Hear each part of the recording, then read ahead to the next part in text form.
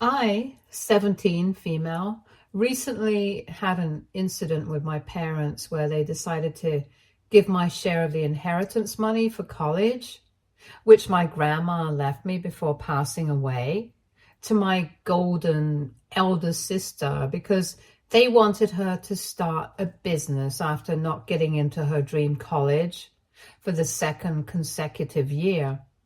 I was only close to my grandmother in my family, and my parents trying to steal what she had given me due to their favoritism didn't sit right with me.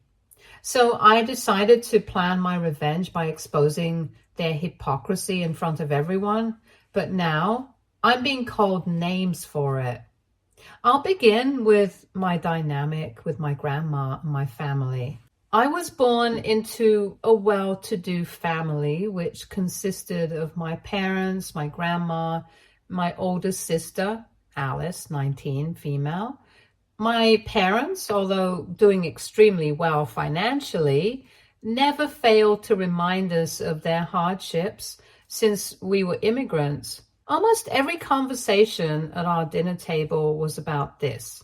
And as a 10-year-old, that didn't make much sense to me and was tormenting. There were times when I deliberately loaded up on snacks and skipped dinner just to avoid this conversation, or rather lecture. I tried to talk to my sister about this in order to maybe bond over it, but she always shrugged me off, asking me to mind my own business. The only one in the family who shared my sentiment back then was my grandmother. She was a rather cool granny, allowing us to have snacks, making our favorite dishes, and even taking the wrath of my parents if Alice or I did anything wrong. Alice never liked me, didn't acknowledge my existence at school, and bullied me into doing her chores at home, with my parents not doing anything about it. So it was safe to say it was just me and grandma in my little world. Things were going well for me until the beginning of high school. Alice, being older, was about to complete hers and had started eyeing a few colleges. My grandma, on the other hand, was getting sicker with each passing day. My parents tried everything to make things better, but they only got worse, which ended up with grandma being hospitalized. I was not able to focus on anything as my only support system was now in danger. My grandma got better soon, but the doctor said we needed someone to take care of her at all times. I immediately offered to do that, but my parents asked me to stay out of it. Although they earned well enough, they couldn't afford a private nurse, so they decided to put grandma in a senior home. I was heartbroken by this and did everything in my power, from pleading to throwing tantrums, to get my parents to change this decision, but nothing helped. Ultimately, my grandma talked to me and said that the only way she'd be okay was by not being a burden to me or my parents anymore. We both shed a few tears as I packed her stuff from our house. My parents looked oddly relieved after dropping my grandma off. I was absolutely done with them and decided not to engage with anyone at home anymore. I visited grandma every day and stayed out most of the time, hanging out either at my friends' houses or studying at the library, finishing my dinner and going to bed before my parents came back from work. It was made clear to me on various occasions that Alice was the golden child, and I should be looking up to her chatter, which I obviously ignored. The next year was particularly hard for all of us. My grandma was getting sicker at the senior home. My mom was fired from her job, and Alice, well, she fell into bad company of her peers and totally derailed from academics or even co-curriculars, making it hard for her to get into even a half-decent college. I, on the other hand, was thriving. My frequent visits to the library and a good peer support group paid off, and I ended up doing pretty well academically. I had selected my dream college and was sure that I was going to get in the next year. My mom, trying to be productive at home, made Alice her new project and started taking care of her academics and basically her whole life.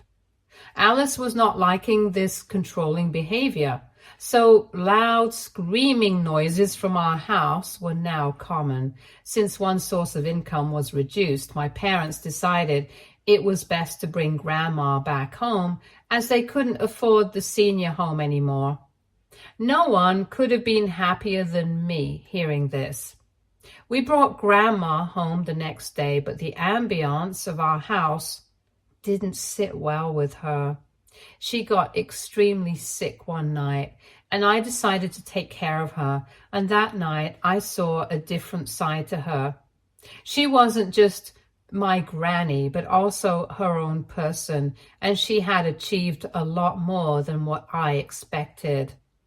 She fell asleep telling me her tales from her time and gave me her gold necklace for being such a wonderful human. The next day, my father told us that she had passed away in her sleep. A wake was organized for her a few days after her death. I was in absolute shambles, and her passing did take a toll on me as I fell ill during that time too. My mother took care of me for a while, and then I was left on my own. I gathered whatever energy I had in me to attend her wake and made sure to wear the necklace she gave me. I was standing next to Alice at the church, who fake cried at every opportunity she got, portraying herself as a holier-than-thou. I quietly attended to everyone, but was done standing once Alice whispered to me that she was glad Grandma was gone. As I was about to excuse myself, I was suddenly pulled back by Alice. She tightly held my wrist and asked me where I got the necklace I was wearing. I did not want to tell her, so I asked her to mind her own business and leave me alone. She ignored what I said and pulled the necklace in an attempt to take it, and my dad saw this and asked us both to step out. He asked why we were creating a scene, and Alice immediately said that I had a necklace on which she didn't get. My dad took one look at it and realized it was his mother's, but instead of defending me, he started inquiring if I had stolen that necklace from my grandmother. I was already unwell, and this shocked me even more. Irritated, I replied that she had given it to me before passing away, and that he had no right to call me a thief without any proof. Alice interrupted and said she should get the necklace because she was the elder one. My dad turned to me and asked me to return the necklace to him. I couldn't believe he was serious and asked him to repeat himself, to which he replied he didn't have the whole day to argue with me and I should return it to him immediately. There was no way I was going to give my grandma's last possession to him, so I angrily said no. At this point, people had started to look at us, and my dad, in a very hushed but stern tone, told me to either give him the necklace or leave the wake. I chose the latter and walked back home right then. Once they reached home from the wake, a screaming match ensued between me and the rest of my family. They called me names, assassinated my character, and went as far as to say that they wished I wasn't born. It hurt a lot, but I fought for myself and made it very clear that I was eagerly waiting for the day to leave their house and them forever. Since that day, I cut off all contact with my family. I got a part-time job and started paying for my share of the groceries and the rent. Although we lived under the same roof, it felt like I was renting a room in their house. Not being involved with them agreed with me as I got back on track pretty quickly. Alice, on the other hand, even with my mother's help, wasn't able to score well and decided to take a gap year to travel and try again next year for her preferred university. I was surprised that my parents agreed to this because it seemed like they had been short on money for the last few months. One night, as I was going to the kitchen to get some water, I secretly heard my parents talk about the college funds my grandma had left for both me and Alice, which were in their possession until we turned 18. This college fund was being used as Alice's travel money for the gap year. I was glad I overheard this because there was a chance I wouldn't have received it at all. Being free from the financial burden of college gave me a lot of space to improve even further on my academics and co-curriculars, which I did. I was also selected as valedictorian for my graduation. My parents did show up at the graduation and acted like I was their golden child in front of everyone. I put on a mask and pretended with them for the day, and the next week I got an email from my preferred university stating that I had been accepted as a student to the course I desired. I had a long cry in my room for an hour before I went down to tell my parents about it. As soon as I reached downstairs, I saw that Alice was back from her voyage and was crying. All I had heard about her when she was away was that she had gotten into drugs and was also facing some mental issues. Seeing everyone so stressed, I realized something bad had happened. But I decided to tell them about my acceptance letter first. As soon as I was about to speak, my dad stopped me and asked me to read the room before I said anything. I asked him what was going on, and he told me that Alice had been rejected from her preferred university this year as well.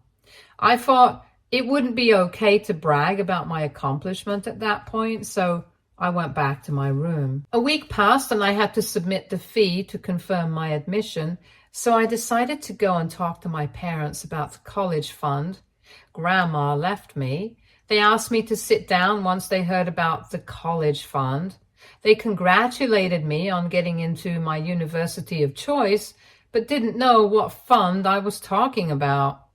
I said I heard them one night talking about it, and if they were going to lie so blatantly, I might as well seek the help of a lawyer to get my inheritance. They were taken by surprise at this and told me they had a good reason for not telling me about the college fund. They said that since Alice was the golden child, they expected her to get in this year and hence had spent her college fund on her recreational activities. They didn't expect much from me and didn't think I would need a college fund, but now that Alice was again not selected for college, they were planning to gift her a place and funds to start her new business from my college fund. It was unbelievable how biased my parents were acting towards my sister. I hadn't felt that alone in a very long time, as I did at that moment. They could see how disappointed I was in them, and to cover their guilt, they suggested that since I was a good student, I could easily get in on a scholarship if I tried. I still couldn't believe their audacity, but I very calmly asked them to think about it again and went back to my room. Before I could open the door to my room, I could hear Alice coming towards me. I turned around and asked what she wanted, and she was clearly high and began screaming at me about why I was trying to steal her money. I told her that it wasn't her money and that maybe she should live in the real world a little more. She got extremely pissed at that and pushed me against the wall. Hearing the thud, my parents came running to find me resisting Alice's attempt to hurt me. My father pulled Alice back, whereas my mother asked me if I was okay. As soon as I got up, they both took Alice to her room to talk to her and left me in the hallway with no first aid or anything. I got myself up somehow and decided to go stay at a friend's house for a safe space. The next morning, I went back home and asked my parents if they had made a final decision. They said they had, and nothing had changed since the last time we talked. And now they were more sure about giving Alice the money because she needed it more.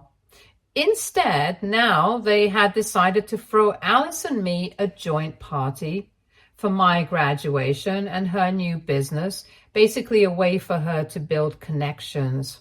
I didn't expect anything better from them, but I had a plan in mind to make this party unforgettable.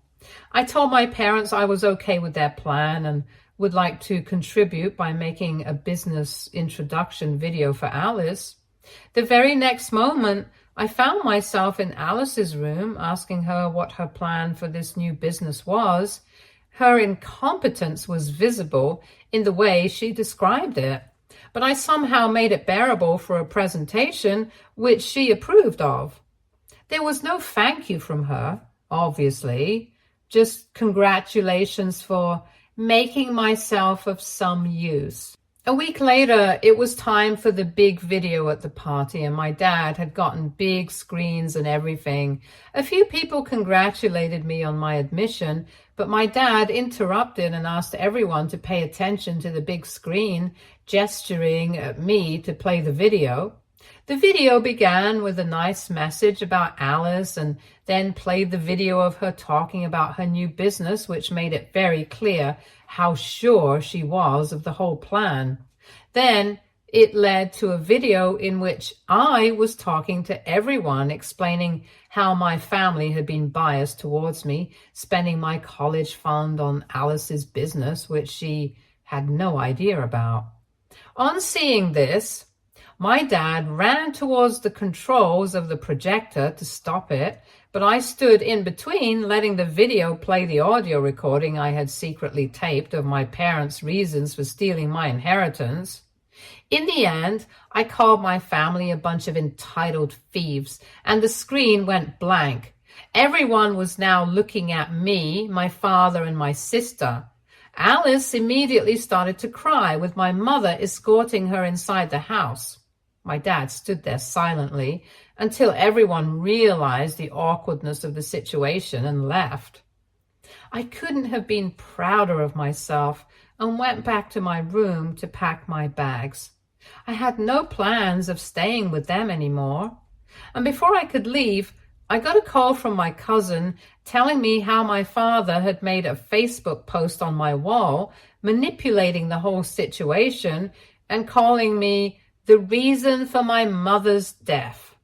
My phone was bombarded with constant messages from all my old relatives calling me an unchecked, rebellious child.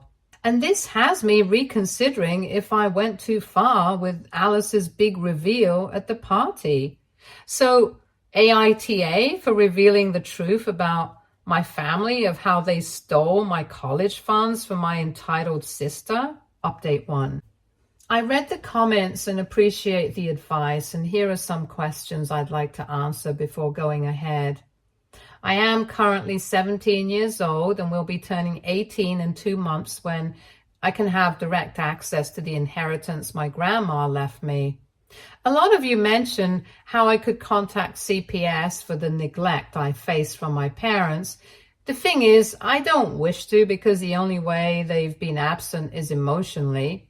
For the most part, other than this college fund, it was my parents who provided for me until I was ready to earn on my own, which was also not forced upon me. They might not have been very good parents to me, but I still believe that they're not evil. And regarding them being blind to Alice's behavior, Alice has always pretended to be the perfect child.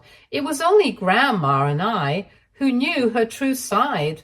But in front of everyone else, she has been an absolute angel until now, whereas I have been the one who speaks for herself, so it makes sense why they would prefer her word over mine, which I am not justifying at all, but I wish things were different. A lot of you asked about what exactly was in the Facebook post that triggered so many of my relatives, so here we go. The Facebook post began with my father apologizing for whatever happened at the party. He continued by describing his struggle to raise me and the payback he had gotten. He said that I was always an ungrateful child, literally citing incidents from when I was 4 years old, and couldn't even let go of humiliating him at his mother's wake. He said that I manipulated my grandma with my charm, leading to her being reckless in her health habits with me, which eventually became the cause of her death. He said he had no ill intentions of stealing the inheritance from me, but thought he could help his daughter, who was in actual need of the money at that moment, and that I would have easily gotten a scholarship. He said he trusted me to understand the situation, but instead I decided to put on a show, making him the villain. I know the post sounds like a very well-crafted sob story, which it was, and it was able to convince a lot of my relatives to try and bring me to the right path by calling me names and giving lectures. It's funny how he omitted everything about his mother being thrown into a senior home and his frequent baseless accusations against me. But I decided to not respond to him in his way. After getting my head in the right space, I left my house with my father hurling abuses at me for ruining the family name, and my sister screaming at the top of her lungs like a toddler on seeing me. I have considered the suggestion of consulting a lawyer with my maternal aunt, who is the only one supporting me through this rift with my family. Update 2. I'm writing this update 2 weeks after the last one. I called the university admissions board, explaining to them my situation and asked them if I could apply for a scholarship until this was settled. Due to my excellent record so far, they've approved my scholarship, and I will be moving to another city to attend college by the end of this month. 2 days after I left home, I saw a missed call from Alice. I called back thinking it must be some emergency because she never calls me. She picked up the second time and asked if we both could talk in private somewhere away from home. I said I'd think about it and text her. I thought, what could be the harm in meeting her? So we decided to meet at a cafe behind our school at 5. I reached and saw her sitting with a few friends. I waved my hand at her and she asked me to join their table. I was a bit surprised, thinking it was supposed to be private, but I asked her why she wanted to see me. She asked if I could give her my inheritance willingly in exchange for something. I asked her to be clear, and she slid the papers to our house, signed by our parents. As soon as I realized what they were, I gave them back to her and inquired about how she got them signed. She said the day I left, both my parents got drunk to handle the pressure, and that's when she got them signed.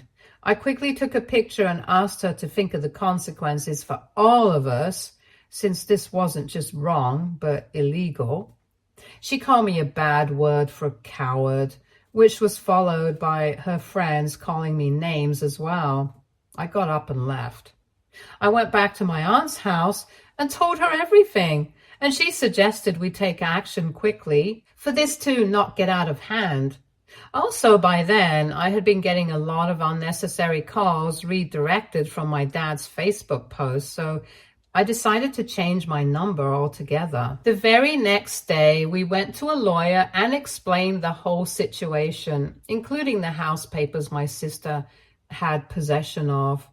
He suggested that we should consider settling it out of court, since I was about to turn 18 and would have control of the inheritance anyway. I called my father right then and asked him to show me Grandma's will. At first, he denied it, but he quickly changed his tone when I mentioned the legal route. He said he was ready to settle it out of court and would contact my lawyer as soon as he got in touch with his. I agreed and cut the call. Update 3. I'm writing this update the morning after meeting my family again. So my father's lawyer contacted my lawyer and set a date to meet at their office. As soon as I reached the office with my aunt, I could see my parents sitting, making disappointed faces at me, with my sister sitting quietly and honestly looking scared because she knew I was about to reveal her secret.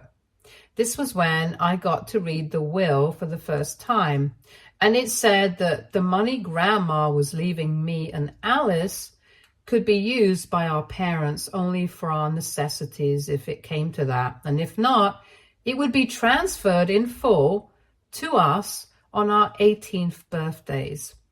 I realized there was no way for my parents to get my college fund for my sister, and I asked them how they were planning to do so.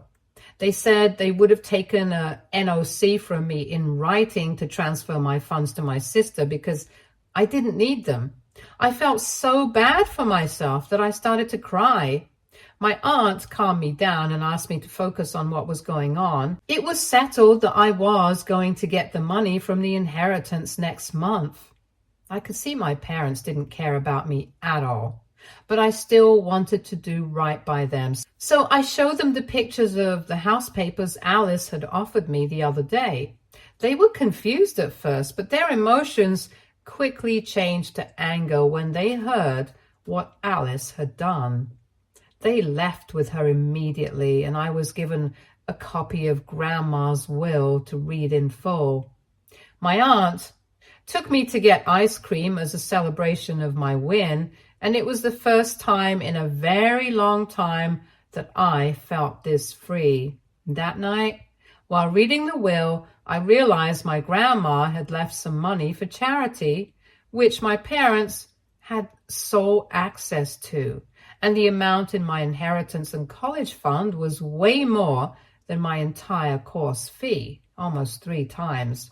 She had also left me a box kept in her bed, and she wanted me to take care of it. I remember Grandma and her stories about her young adventures and how she had actually worked really hard to earn, which was going to help me, her second generation. Update 4. This will be the last update since the situation is now completely under control. A lot went down at my house. I got to know about it from a neighbor I was in touch with, who got to know about it from my mother. As soon as my parents reached home with Alice, they sat her down and gave her an earful for about 2 hours regarding what a disappointment she had been and how, if they had trusted me more instead of her, they would have had a child who wasn't an absolute waste. My sister was not going to listen to this and argued with them that if they looked at me and her like their children and not as projects, maybe we would have turned out to be better adults. My father asked her to not drag my name through the mud with hers and asked her to give him the papers for the house immediately. She got quiet and didn't utter a word, even after repeated questioning. They finally decided to call the cops on Alice, and she didn't say anything at the police station either until she was made aware of the charges she'd face for scamming her parents.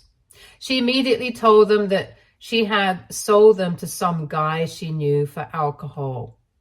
They took her to the guy's place, which was a grocery store, and he had kept the papers safe with him since he thought it was bizarre that someone would give their property papers for a $40 bottle of alcohol and felt something was fishy. As soon as my father got the papers back, he decided to not press charges against Alice and took her back home. The next day, I got a call from my father asking me to come home since they wished to talk to me. His voice sounded gentle, so my aunt gave me the go-ahead to actually meet them. When I reached home, my mother started to cry and hugged me, with my father waiting in the living room. They both apologized to me profusely for whatever had gone down in the last few years and expressed their wish to rebuild our relationship from scratch if I wished to do that. I agreed and decided to reconnect with them before moving to college. I asked about Alice. They told me that she had been admitted to rehab for her addiction and wouldn't be back until next summer. My dad also deleted his Facebook post and instead posted another one apologizing to me for whatever had happened. I told him there was no need for it, but he insisted, so I didn't say much. I didn't get any apology calls from people who were bashing me before, and I happily let it go. I also went to Grandma's room and got the box mentioned in the will. On opening it, I realized it was a stack of notes from Grandma's youth until her death, describing her life journey. I read those that night and cried, remembering her. The next day, I asked my parents what they were planning to do with Grandma's charity money. They said they had no plans for it, but I suggested giving it to a group of service homes because that's where Grandma got a second life. They both agreed that this was indeed the best use of the money, and we donated it the next day. I also told them about the notes Grandma had left and how touching they were. I suggested that since Alice had nothing much going on for her, that she could take those notes and publish them into an autobiography of sorts with the help of my parents. They were overjoyed at this and assured me that they'd talk to her about it once she came back. I made the decision that once I got the inheritance from Grandma, I would give some portion of it to my aunt, who was my rock during all this chaos, and some of it to my parents in the spirit of building a new relationship and for them to use it for Alice's future. I also got to see Alice on my way to college, and I could see the change in her as she was looking healthier and happier and was surprisingly more welcoming to me. We talked a lot about our childhood and she apologized, but I told her it was all water under the bridge and that the main concern right now was for her to get better. Before leaving, I told her about publishing Grandma's autobiography, and she said she was looking forward to it. She then bid me farewell, and I finally left for college, looking ahead in life and keeping my grandma with me in the gold necklace she gave me on her last night. Stay tuned for more stories from Our Girl Relationships.